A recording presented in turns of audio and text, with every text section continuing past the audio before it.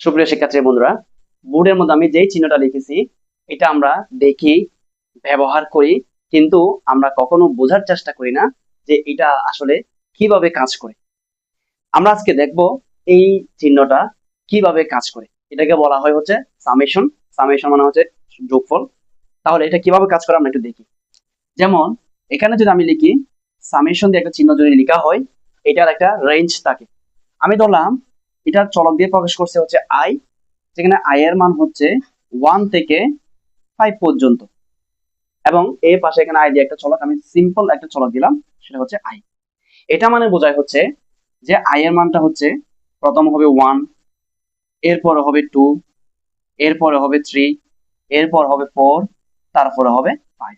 এখানে যেহেতু সামেশন দিয়েছে তার মানে সবগুলা যোগফল বোঝাচ্ছে, যোগফল। অর্থাৎ সামেশন অফ আই সমান 1 থেকে 5 পর্যন্ত, এটার যোগ, এটা মানে বোঝাচ্ছে হচ্ছে 1 থেকে 5 পর্যন্ত সবগুলার যোগফল। এটা হচ্ছে সামেশন।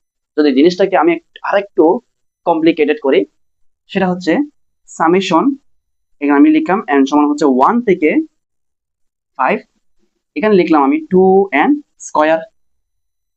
এটা মানে বোঝাচ্ছে 2, আমি বাইরে লিখলাম, এখানে n যেটা আছে এখানে বলা হচ্ছে রেঞ্জের মধ্যে n এর মান 1 থেকে 5 পর্যন্ত।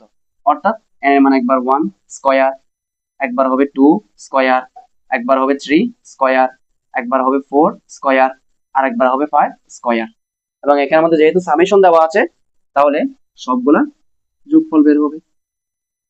এটাই হচ্ছে আমাদের সামেশনের কাজ। এরকম আরো অনেক কিছু আছে যেগুলো তোমরা ইউজ করে থাকো, বাট এগুলা সম্পর্কে তোমরা বোঝো না। এরকম কোনো কিছু থাকলে অবশ্যই তোমরা কমেন্ট বক্সে জানিয়ে দিবা। আমরা নেক্সট ভিডিওতে ওই সব ব্যাপারে আলোচনা করার চেষ্টা করব।